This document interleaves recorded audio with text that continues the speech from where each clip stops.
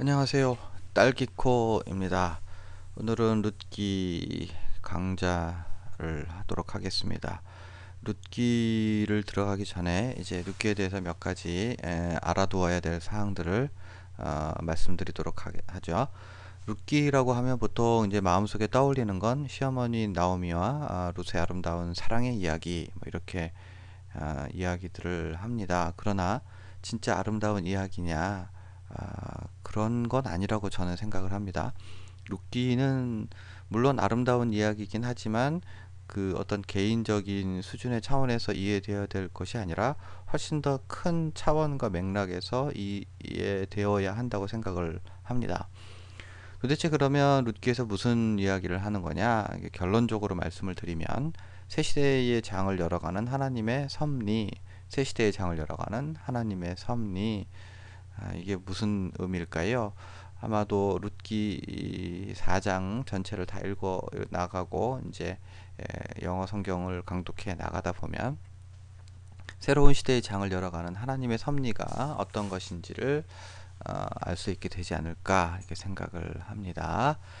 이 정도로 말씀을 드리고 이제 룻기를 들어가기 전에 이제 미리 머리에 좀 탑재해야 될 사전 지식 같은 것들을 설명을 드리죠. 먼저 룻기 1장 1절을 보면 그 시대 배경에 대해서 나오고 있는데요. 시대 배경은 사사 시대를 배경으로 하고 있습니다. 사사 시대는 그러면 어떠한 시대입니까? 사사 시대는 사사 시대에 대해서는 세 가지로 정리를 할 수 있어요. 정치적으로는 시족 연맹 체제였고요. 두 번째로 종교적으로는 혼란스러웠고요. 기술적으로는 문화적으로는 철기 문화에 뒤떨어져 있었습니다.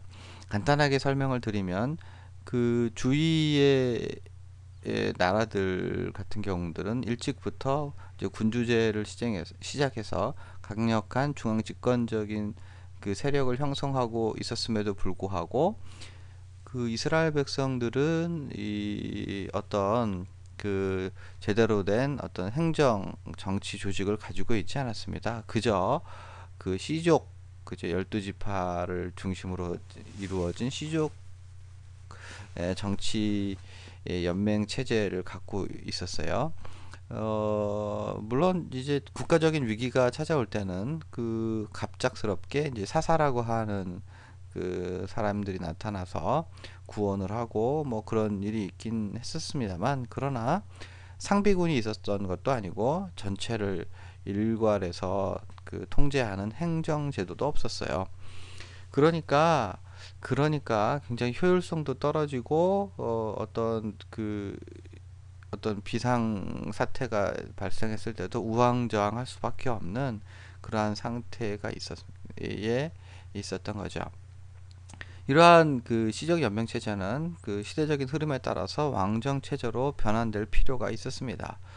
그리고 두 번째로는 이제 종교적으로 이제 혼란스럽 상태였는데, 사실은 왕정 국가가 아니면서도 이스라엘이 그 민족적인 정체성을 가지고 그 이스라엘이라고 하는 나라가 유지될 수 있었던 건 바로 종교였습니다.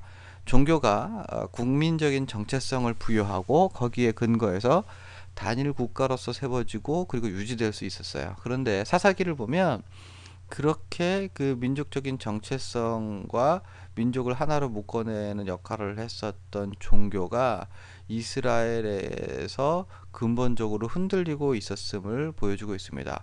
종교 자체가 흔들렸다라기보다는 이스라엘 백성들의 하나님에 대한 신앙이 흔들리고 또 혼란스러워 흔들리고 제대로 하나님에 대해서 그 이해하지 못했었던 걸 볼 수 있어요. 이 우상 숭배를 해도 그게 우상 숭배인 줄 모르고 하나님을 경록해 하고 나서도, 그러고 나서도 자기가 왜 하나님을 분노하게 했는지를 알지 못합니다. 이스라엘에 가지고 있었던 그 기간이 흔들리고 있다고 볼 수 있는 거죠. 종교가 그들의 기본이고 밑바탕이고 어떤 그들을 지지해 주는 거였는데, 그 종교 자체가 흔들리는 것은 나라가 흔들리고 이제 사라지게 될 수밖에 없는 그러한 위기에 있었다라고 해도 과언이 아닙니다. 이러한 이러한 종교적인 혼란을 이제 극복하게 해주는 거는 그 신명기에 나와 있는 바대로 이들이 그 하나님에 대한 신앙을 다시 회복하고, 그러니까 하나님에 대한 올바른 그 신앙을 그들이 다시 가지고 그 다음에 중앙 성소에서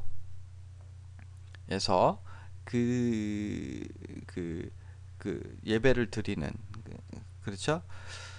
그러한 일들이 이루어져야 되는데, 한마디로 말하면 이제 다시 종교를 한번 정비하고 그에 따라서 다시 한번 그들의 신앙을 갱신하는 그러한 획기적인 어떤 어, 획, 개혁과 혁신이 필요할 때였습니다.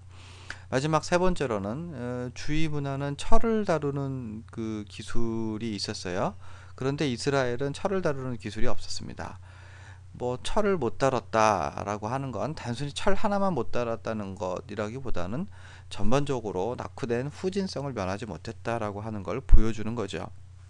결국 정치, 종교, 기술 모든 분야에서 이스라엘 백성들은 그 어떠한 벽에 부딪혔고 거기서 굉장히 고전을 면치 못하고 있었는데, 그 이스라엘 백성들은 그러한 상황에서 빠져나올 능력이 전혀 없었습니다.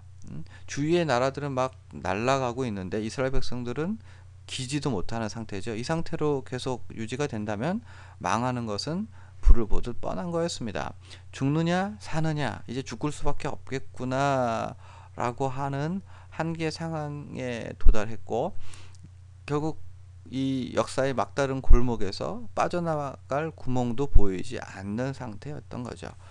다른 말로 이스라엘의 민중의 힘으로는 스스로 그 역사를 스스로 개척해 나아갈 힘도 능력도 의지도 지혜도 비전도 없었던 거죠.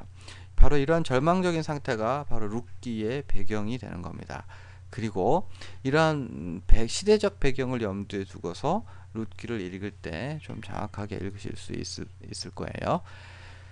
자, 이게 시대 상황을 말씀드렸고요. 두 번째로 이제 생각해 봐야 될 거는 룻기를 이해하는데 중요한 두 가지 요소가 있습니다. 이거를 간단하게 설명드리고 룻기 오리엔테이션을 마치도록 하죠. 룻기를 이해하는데 뭐 두 가지 정도는 아셔야 돼요. 첫 번째는 족보입니다.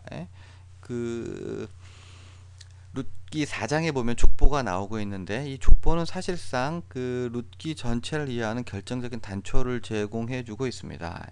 족보가 그냥 뭐 어쩌다 삽입되고 뭐 이렇게 뭐 별 의미 없이 이렇게 넘어가기 쉬운데, 사실은 룻기 전체를 이해하는데 가장 핵심적인 결정적인 단서를 갖고 있습니다.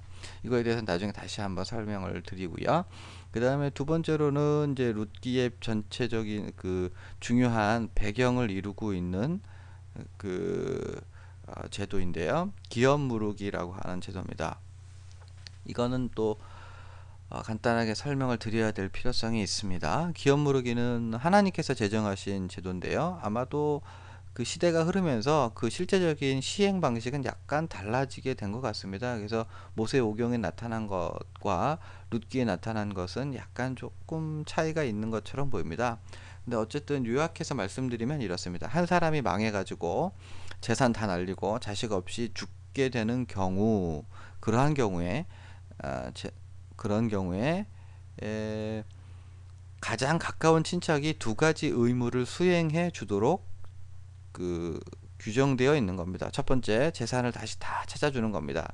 빚으로 날린 재산들, 땅 이런 것들을 다 그 가장 가까운 친척이 돈을 내서 다시 다 원래의 소유주에게 돌려놓도록 해주는 거고요. 두 번째로는 그 죽은 사람의 아내와 가장 가까운 친척이 결혼해서 자식을 낳고, 그리고 나서 그 낳은 자식은 죽은 사람의 후손으로 등재되도록 한 겁니다. 현대적인 관점에서는 좀 이상하죠. 왜 죽은 사람 와이프랑 결혼하느냐, 이것도 이상하고, 그래도 친척이라고 해도 남인데 왜 그 소유 빚으로 다 날린 거를 다시 다 찾아줘야 되느냐. 그러나 한 가문도 끊어지지 않도록 하겠다, 이제 한 가문도 끊어지지 않도록 하시는 하나님의 의도가 그 안에 담겨 있어요. 이 기업 무르기가 바로 룻기의 중요한 어떤 룻기의 스토리가 진행돼 가는 데 있어서 굉장히 중요한 역할을 하니까요. 미리 좀 미리 숙지하고 계시는 게 좋을 것 같습니다. 자, 이상으로 룻기의 배경인 절대적 위기 상황 그리고 족보, 기업 무르기에 대해서 설명을 드렸고요. 이제 다음 시간에는 본격적으로 룻기를 살펴보도록 하겠습니다. 감사합니다.